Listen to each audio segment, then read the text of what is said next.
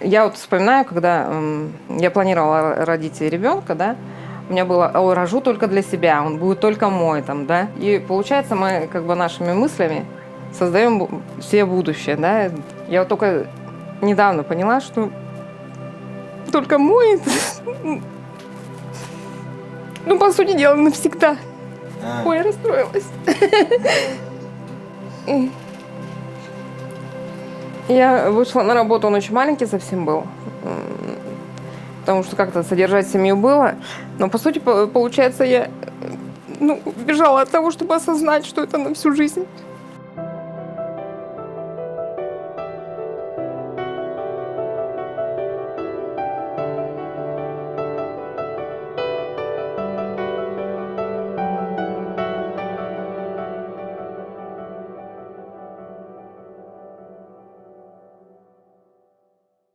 Меня зовут Кирилл, мне 17 лет, и у меня ДЦП. Я не умею говорить, не умею ходить, не умею сидеть, не умею даже ползать. Мое тело как непослушная оболочка, которая лишь позволяет мне видеть, слышать и чувствовать. А еще я как человек из будущего, умею управлять компьютером с помощью взгляда. Мало кто из вас может похвастаться таким трюком. Специальный прибор считывает движения глаз, даже несмотря на мою непослушную голову. Мы с компьютером, можно сказать, почти одно целое. Я как герой фильма «Аватар».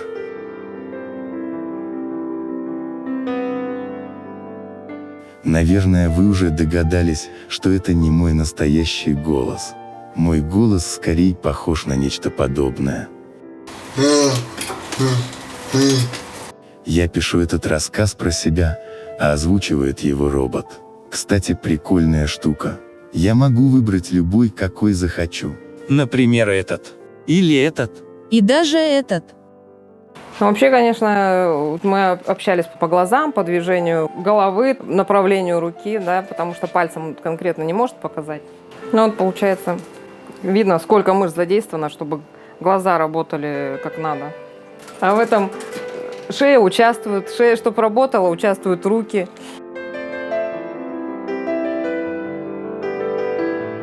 Как так случилось, что я такой? До сих пор больше вопросов, чем ответов. Мама рассказала, что у меня были очень тяжелые роды, кровоизлияние в мозг. Сразу после появления на свет меня увезли в реанимацию. Ребенок крупный, было ясно, что он больше 5 килограмм, что у него 58 рост. Но тем не менее решили попробовать самой родить первого ребенка. И он застрял, естественно, а потом и выдавливали, и понятно, что у него гематома была. И, к сожалению, до конца мы сделать ничего не смогли. У него была большая гематома в правую сторону головы. Но борьба шла упорная, и у нас гематома рассосалась, но она эхогенная вся зона. И понятно, что, в принципе, машину нельзя отремонтировать, а здесь где-то какая-то часть замкнулась, и пока не отомкнется. Но самое главное, что у него все сохранились, все функции, у него отличная память, он отличный компьютерщик. Вот мы искали вот эту технологию, которая позволит ему дальше обучаться. До этого мы пытались как-то руки его задействовать, но это оказалось бесполезно. Вот сейчас у него программа «Управляю глазами», работаю с компьютерными глазами, а тогда он работал носом и бородой. Это было удивительно. Я говорю: Кирюша, надо что-то придумывать, у тебя будет мозоль на носу и на бороде тоже. Вот. И он быстренько, в секунду раз, я не знаю, даже я пробовала вот так наклоняться и то что-то делать, я не вижу так. А он так раз, и все сделал. Устранил, и так гордо, можешь продолжать. Я не знаю, вот компьютера бы не было, чем бы мы вот занимались. Я, получается, постоянно у него ассистент. 24 часа в сутки. Недавно совсем как бы пришло, ну, так скажем, такое сознание, да. знакомый в разговоре употребил: вот тебе нравится там заботиться, что вот у тебя Кирилл такой, муж у меня сейчас тоже такой большой ребенок. Он у нас 8 классов закончил, 9 пошел. Нынче у него было горе. Пандемия и ни одной пятерки. Я говорю: Кирюш, зато у тебя нет тройки. У меня подруга, у него здоровый парень, твой ровесник. И у него ни одной четверки и пятерки нет, одни тройки.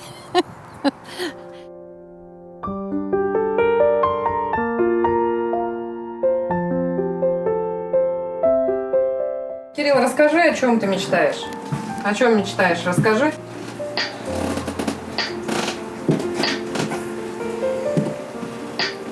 Ты мечтаешь, чтобы у тебя был планшет с ай-трекером? Чтобы с собой можно было брать, с людьми общаться? Да?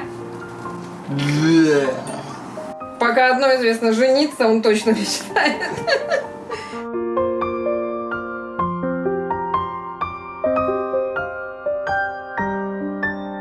Первый этаж, конечно, он видит все. Он видит, когда бабушка идет оттуда, он начинает кричать. И если я вдруг задумалась и прошла, и не махнула рукой, это, конечно, печально очень. Большую часть прямо проводит на улице, живет улицей.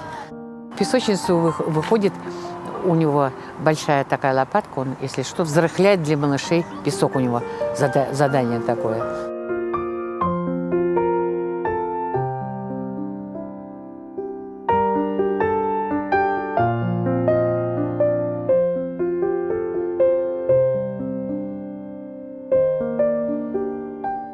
Почему я постоянно показываю язык? А вот так получается. Одни мои мышцы слишком напряжены, другие слишком расслаблены, и все работают в совершенно непроизвольном порядке. Да, мое тело живет своей жизнью. Кушать и пить оно тоже не умеет, и поэтому каждый прием пищи – эпопея. Попоить меня в принципе просто, а чтобы покормить, нужно около часа. В дальнейшие интимные подробности вдаваться не буду. Пусть ваша фантазия сделает вам шутку. Эх, опять язык. Не придавайте этому значения. Представьте, что я жую сосиску. Кстати, в Тибете люди, показывая язык, приветствуют друг друга. И этим выражают свое почтение другому человеку. Возможно, я когда-нибудь уеду туда жить. И кто знает, может, покорю Эверест. Родители и близкие, и бабушки, и дедушки считают, что это ребенок от Бога, что он избранный. Окружающие люди по-другому это воспринимают. Часть людей считает, что это какая-то карма, может быть, что это виноваты в чем-то родители или грех у них какой-то. Но это не так, конечно. Кирилл занимает ведущее место, потому что он самый первый, он самый старший, он особенный. И жизнь у него особенная в связи с этим. И ему впереди еще будет много сложностей в жизни, потому что вы сами знаете, что к таким детям по-разному относятся. Я пишу стихи, прозу. Я, конечно, уделила внимание своему старшему внуку Кириллу. Неужели виной тому должны быть дети? Недавно Кирюшка сказала: «Баба, давай начнем все сначала». Не поняла. Я рожусь, скоро встану и пойду как теленок. По телевизору показывали. Господи, Кирюшенька, обняла его, прижала к себе. А я-то как бы была рада, родненький ты мой. Но мы сможем с тобой только идти вперед, а не назад. А как хочется нам где-то в прошлом исправить ошибки. Но земля не закрутится вспять. Хоть уплесни лбом, хоть плечами. Невозможно природе понять человеческой этой печали.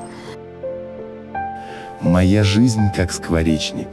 Окно, перед которым я сижу, это монитор моего компьютера, через который я могу видеть весь мир. Только мой полет виртуальный, а крылья порхают со скоростью света.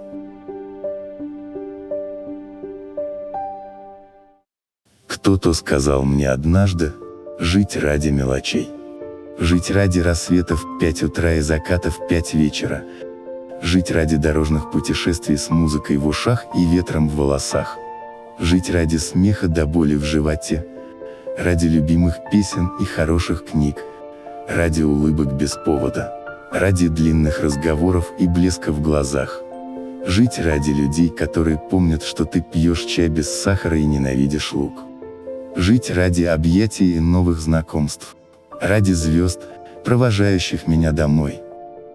Жить ради тех мелочей, что заставляют почувствовать себя живым. Почувствовать себя живым. Почувствовать себя живым.